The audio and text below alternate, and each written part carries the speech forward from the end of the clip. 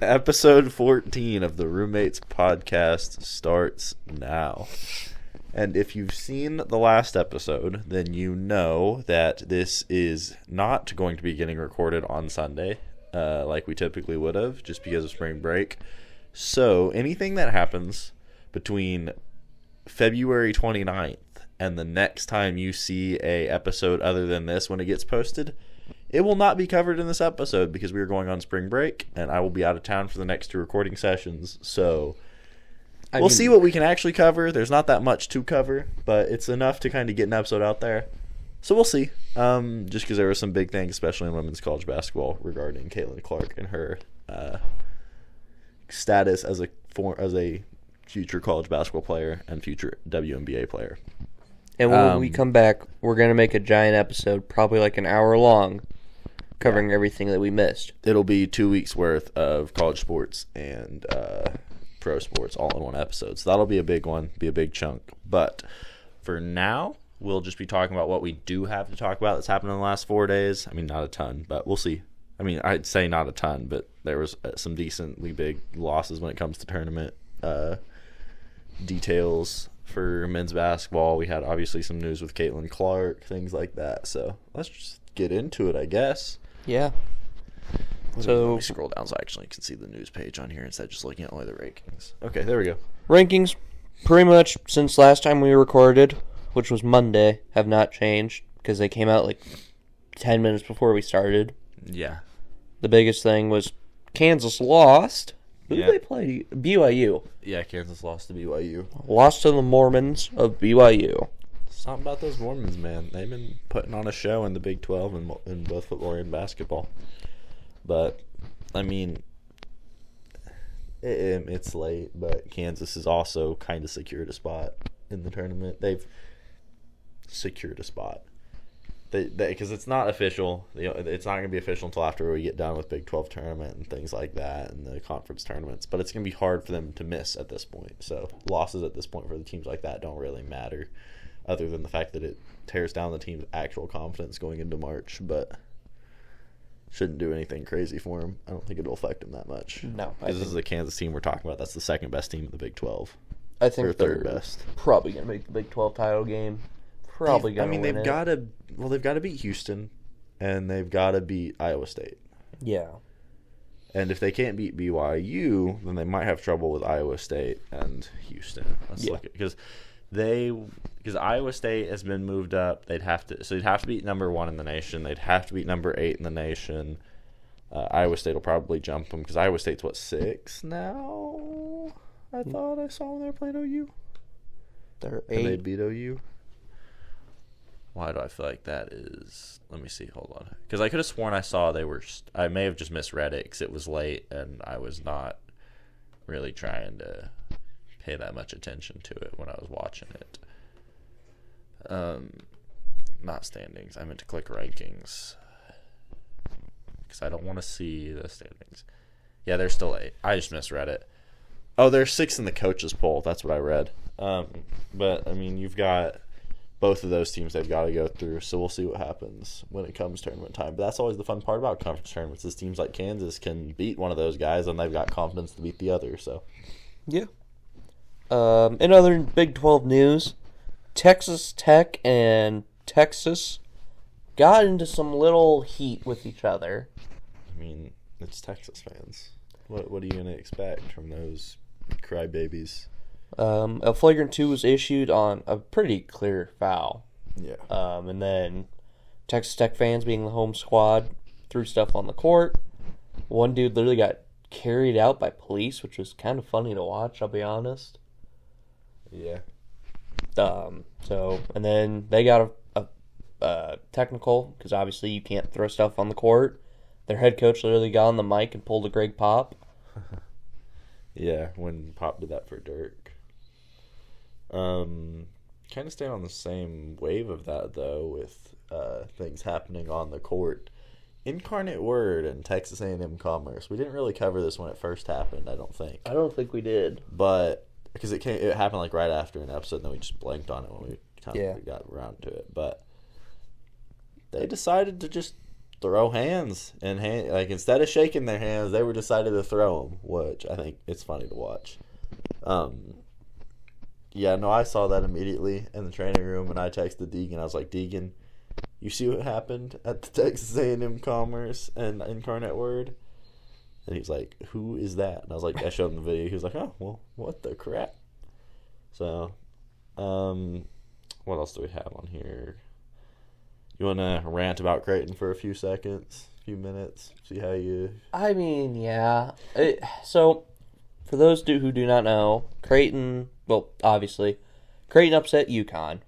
And if you don't really follow Creighton, UConn, they do not like each other. I think I've made that abundantly clear before. Uh-huh. You put Elcon on our I did. Script thing. I kind of knew how you felt about it. And what happened during the game was Creighton fans were chanting F Dan Hurley, the head coach of UConn, which obviously not a good thing to do. I'll admit. It's not smart by any means. But supposedly Dan Hurley yelled out to one of the students, I'll knock you out. And then during that time, Creighton has a little cheer squad called the Blue Crew. No one really liked them, I'll be honest. But it was still like a good way to get students involved. Yeah. And there was, because I'm in a Creighton group chat, which a lot of fun. Love those guys in it. And someone said, hey, Blue Crew might be banned. And we're all laughing about it and joking. And the Creighton women's game happened and they weren't there. And then Creighton last night played against Seton Hall and they weren't there for the men's game. So they did suspend them. They canceled the rest of the year. Which sucks for like those seniors who have been there. Sucks for them. But earlier in the week, Creighton sent an email regarding the whole yelling and all that situation with Dan Hurley and pretty much said, hey, we can't do that. That's not who we are. I think the biggest thing about that, she sent me a photo of the new sign they had out that was like, I don't remember what it said, but it was basically just saying don't be yelling and things like that. But it's college athletics. These guys are way more devoted to this than pros because they've got so much more, like fans have so much, these college students, they're paying they're paying money to this institution to go there. They want to see their guy. Most people are from the area or grew up fans of the team, so they're going to be super duper fired up at games. Like they care so much about these teams, and for something like that to happen, you just have to know that it's going to be there. I mean, like OU Texas, the horns down, it's going to happen. Yeah. Which is what's amazing to me about when Texas fans got so upset about it. Miami doesn't get upset about it, and because Miami knows it's coming. When you do stuff like that, Florida State with the tomahawk chop, other teams are going to do that. Like when that West Virginia dude scored a touchdown at, or it wasn't West Virginia that scored it, was it? It was against West Virginia. It was at a West Virginia game, and they had the military standing behind the end zone, and the dude saluted the military. Yeah. Things like that are gonna happen because it's college sports, and these guys, like as college athletes ourselves, we know how much time gets devoted to these things. Like I looked down at my phone today when I was putting on my time from earlier this week for our flying 10 testing on Tuesday, and we're on week 7 of just our off season. And we only had, 2 months off? If you count our lifting on our own time as our time off. Yeah. And we'll start again in summer. Like, we may have a month and a half of time where it's just nothing. Yeah. And even then, we'll start having lift on our own, and people are going to still be putting in work and things like that. And so the amount of time these guys are devoting, the players and the fans are going to be a little rowdy. And coaches have to understand that. I mean, Saban, I think, was one of the ones that when he had it, he handled it good. He told them, we don't do that. But he didn't, run over and start, yelling at them or, ripping them on that side. He probably ripped them in the locker room, but that's what you use the locker room for. You don't go complaining to the conferences because you see what happens with Texas. Texas gets so much crap for the fact they went to the Big 12 and complained about the horns down and got it banned in Big 12 environments. So I think it's kind of something as a coach you have to expect. And I think as a coach, you can't turn and yell at a student section, I will knock you out, because that is not professional. You're the professional. These kids are college students. You are a grown man getting paid by the school to coach your team. You need to act like a professional. Yeah. So the email that they sent out was from their vice president, or from their intern of student life right now. And they stated, last Tuesday, the positive engagement and passion that made the Creighton community proud during our men's basketball game contest against the University of Connecticut was exuberant. However, the excitement was sullied by negative interactions with visiting student athletes, coaches, and game officials. We were disappointed to witness the unacceptable, unsportsmanlike behavior from our student section, including flagrant profane language, lewd gestures, and comments that were directed towards our guests. These actions do not reflect who we are as a university and will not be tolerated.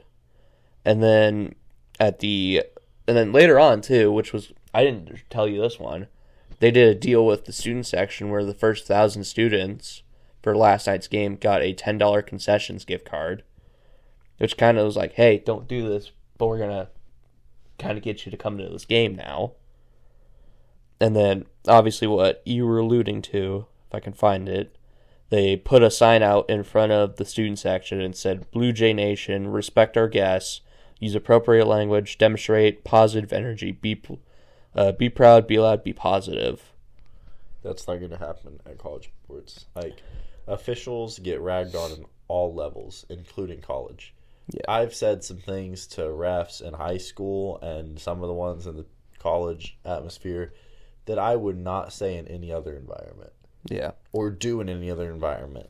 Like, as a high schooler, I thought it was a joke. I thought it would be a good way to express how a ref was making me feel when my brother was playing a basketball game, to take my dad's reading glasses and walk up to him during a timeout, put my dad's reading glasses in his pocket, and walk back to the front row. And just sit there. I didn't say a word. Just walked up, stuck the reading glasses in his front shirt pocket, walked away. Yeah. Guy threatened to kick me and my dad out after that, which was kind of funny as a 7th, 8th grader when I was like, this is hilarious. But, like, there's some things that I, like, high school refs, when you're in a pile and they can't tell who's saying it, that's, like, the time to just start ripping them when they're trying to pull people out of piles. And it's just going to happen because fans aren't always going to agree. If the call is against their team, even if it's the right call, typically they aren't going to agree with it because they want their team to win. Oh, yeah. So it's like, sure, try to crack down on it. You're not going to ever be able to fully crack down on it, ever. And then they also did put, they have like little tunnels that you run out, and it's like a little covering. They added an extra one where the visiting team runs in and out of, which a lot of people are like, really? We're doing this too? Well, I mean, they do that in NBA, though. Yeah. Because, like, if there's been stuff that happened, like when Westbrook was in with the Thunder, when we went to a Utah game, where somebody chucked a beer bottle at his head as he ran into the tunnel after a game. And so it's things like that where it's more about player safety. When you're talking about player safety, I understand having these issues. But when you're just talking about yelling at refs and players and coaches, I don't see an issue with it. I mean, it's going to happen. It happens on the, like, I think the most I've been cussed out by another human being has been when I've lined up across from corners in football games, or when I've been playing against dudes in basketball and running against people in track.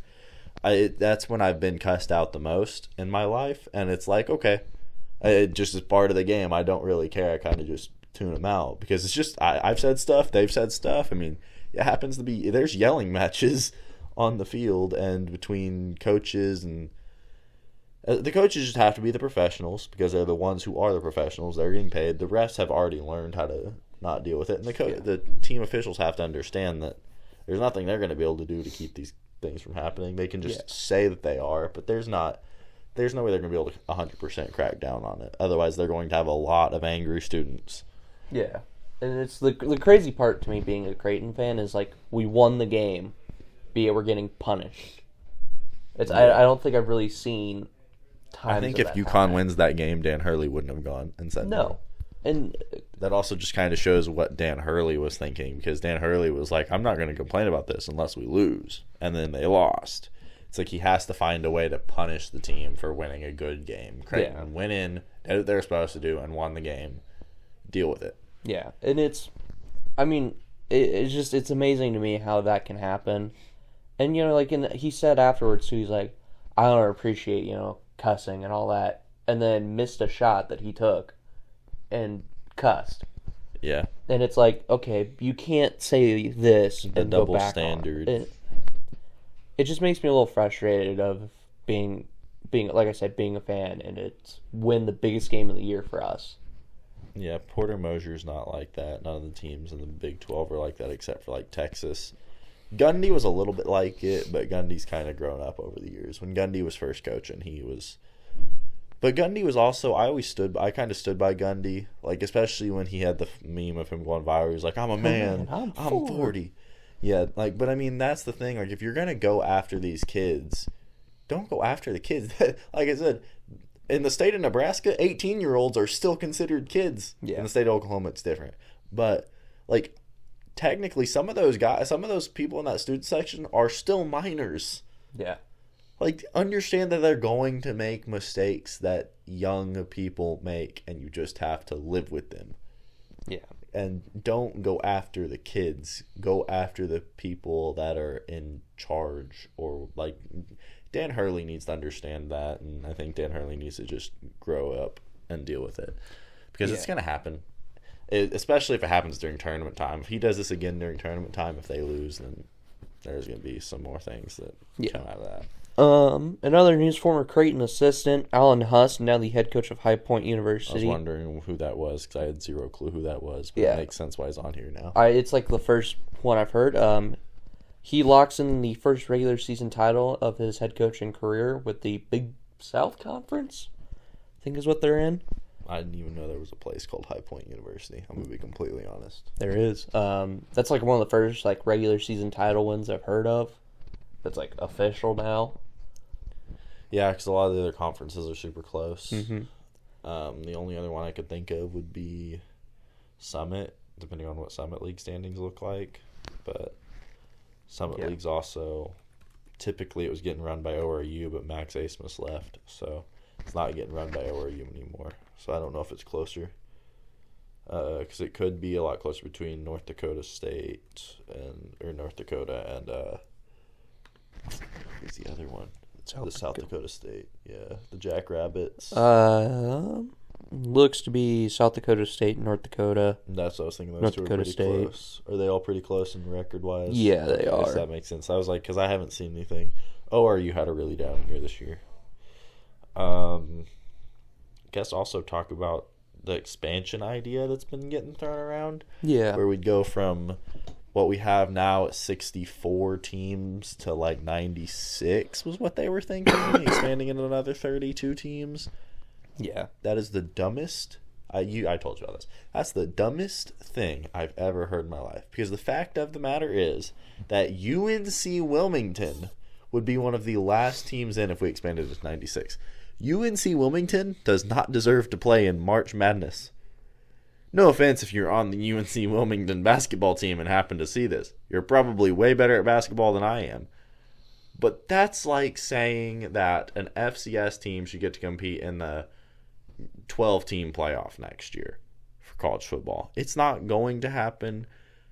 You may be a good team, but you're not it doesn't make sense to me. I don't know how you would feel about it, but I think because they are already talking about expanding the college football playoff. Yeah. Which I think out of all the playoff tournaments that they have, college football is the one that needs to be expanded because there's so much. Every year, there's more than just 4 really, really good teams. Yeah. Whereas in college basketball, 64 is about how many good teams there are. Because once you get to the NIT, the difference between the top level of the NIT and the bottom level of the March Madness is a wide margin. Yeah. And in baseball, your teams that make the College Baseball World Series and the College Softball World Series, there's enough teams in there for it to be competitive the entire time. You don't want teams like UNC Wilmington making a 96-team tournament and having to go play Purdue That's not going to be a good game to watch. Because at least because even now the 1 versus 16 matchups aren't that good to watch. So if we get more teams, then I can only imagine what the 1 versus whatever it would be at that point, 20 seeds would look like. Yeah. It just wouldn't be entertaining, and the whole point of March Madness is to be entertaining.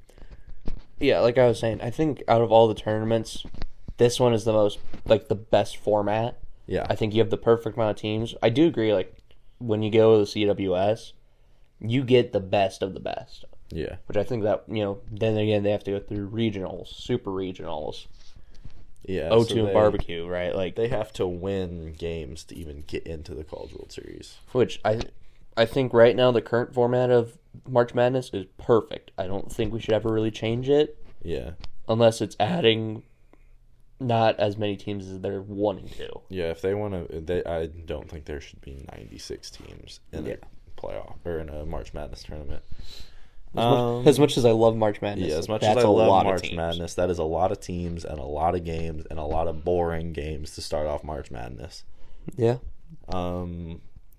That's it for college basketball. Well, no, that's all it for men's college basketball. Oh, I thought we already talked about Caitlin, I'll be honest. No, we didn't. Caitlin Clark officially declares for the WNBA draft. And if I was a betting man, I'd put a bunch of money on whatever the prop is for her to go first overall. Yeah. Because I don't see a world where she doesn't go first overall. Yeah, I think it's kind of guaranteed she's going first overall. So. Yeah, so, I mean, we'll see. We'll see who else declares, because there's Angel Reese, who still has to declare if she wants to go this year. There's a lot of big names that haven't declared yet. I think Caitlin's declaring super early, but I think it's also good. Caitlin, we all knew was going, so it was like her declaring doesn't really surprise us. It's the other names that are going to surprise us, because like Angel Reese may go back to LSU for a year, depending on how the season goes, things like that. Yeah. So we'll see who else declares as we go throughout the rest of the month. I put softball on here, but And games don't start playing. I mean, they're starting some today, but they won't really start until, unfortunately, tomorrow and Saturday and Sunday. So we're going to jump to baseball. The biggest thing there was bat flips are in question again after the University of Nebraska-Lincoln and Grand Canyon game, in which one guy, which I think we touched on a little bit last time. Maybe, I know we touched on the game. Obviously, one guy, first home run of the year for him, grand slam. Halfway down the line, Juan Soto bat flipped. Yeah. It was a good bat flip, but after that, they're trying to ban bat flips, which... That'd be like banning celebration in any sport. Yeah. I can understand if it becomes too excessive. Yeah. Like telling them they have to dial it back. Like if you're going to walk, I mean slowly walk down first base line and then launch your bat 45 feet in the air, then maybe you might want to speed it up. Because that's the whole point of the pitch clock that they're introducing now in the major leagues, is they want to make the games go by faster, and college goes by faster anyway. But you don't want to have all these extra things, because then you've got teams that hit like 4 or 5, 6 home runs in the game, and you've got to wait for those guys to make it around the bases, and it adds a little bit of time, things like that. So we'll see. Yeah. I don't think there's going to be anything coming from it, because they've done this so many times throughout the years, and nothing has ever come about from it. So we'll see. Yeah, and to be fair, the umpires in that game, too, told them, hey, dial back the celebrations. Dial that stuff back. Yeah. So I don't think anything will really come up of it. I think it's just something that you bring up and we're like, we should talk about it. But that's my thing with it. Yeah, there wasn't really that much movement in the standings. No. The biggest... Maybe some swaps in and out of like every 1 or 2 positions, and Campbell, Auburn, and DBU making it into the rankings. Mm-hmm. How is UC Santa Barbara 3-3 and still ranked in the top 25? I do not know. That feels like somebody who should not be ranked at all. But that's whatever. Don't doubt the Gauchos, man. I'm looking at college softball, seeing if there's anything crazy. Like just swapping wise, Baylor moves up 5. It's kind of the biggest thing. Yeah. I think UCal going into the top 25 is a little bit big, but not crazy. Yeah, there was really not that much in 4 days, but that's kind of because we're gonna have like softball playing games in the next couple of days. Basketball, there's some big ones. I'm gonna try to go to the OU Houston game on Saturday. Creighton Marquette Saturday. Yeah. There's a lot of, yeah. So we'll see. But like we said, this episode will be coming out Sunday.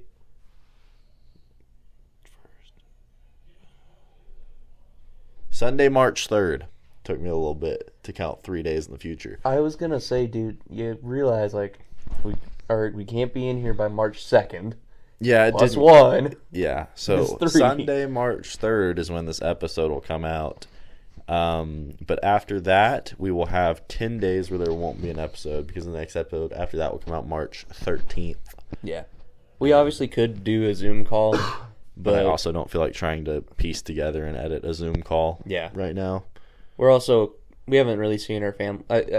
We haven't been with our families. You have. Shut your You've been with your mouth. family every weekend. I haven't seen my family since Christmas. When I say we haven't seen our families, I mean like spent time with them other than a few hours.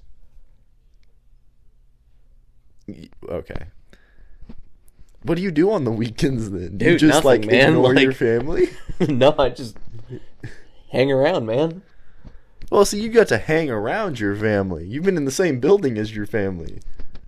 You know what? Is it my fault that you moved here?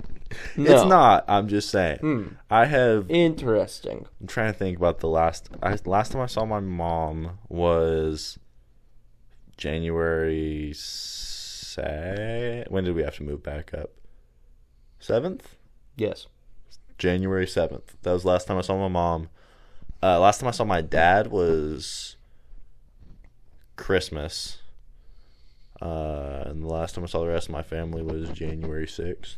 Saw my brother and my mom January 7th. That's because I sleep in the same house as them when I'm home. So I kind of have to see them. Yeah. Unfortunately. Yeah. Nah, just kidding. I love my family. I love my little brother. Shout out. I can't wait to see if his face is still scratched up from where he got hit with a rope at the lake. Like Shout an out, idiot. I guess send it out.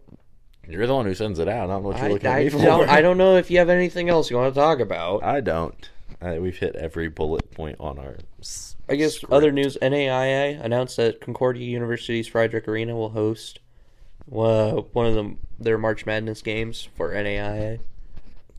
Something big, I guess. I don't know. It's gonna be while everyone is gone. Yeah. I think it's gonna be while everybody is off campus except for the basketball team. Yeah. So that'll be fun. Yeah. But that's whatever. Anyways, thank you guys so much for watching. If you guys did enjoy today's episode, I keep forgetting we're uploading this on Sunday. I don't know why. Make sure to leave a like and subscribe to our podcast. If you have any suggestions of what we should talk about, college, professional, whatever it may be, leave it in the comments down below, and we're going to talk about it regardless. Because we, as you can tell, had nothing really to talk about sometimes. Yeah. So- Professional, we're getting some more stuff now that like racing's getting started back up. Yeah. But college, there is not much going on. There are 3 main sports. Pretty much. So give us ideas. We will probably do some research into them.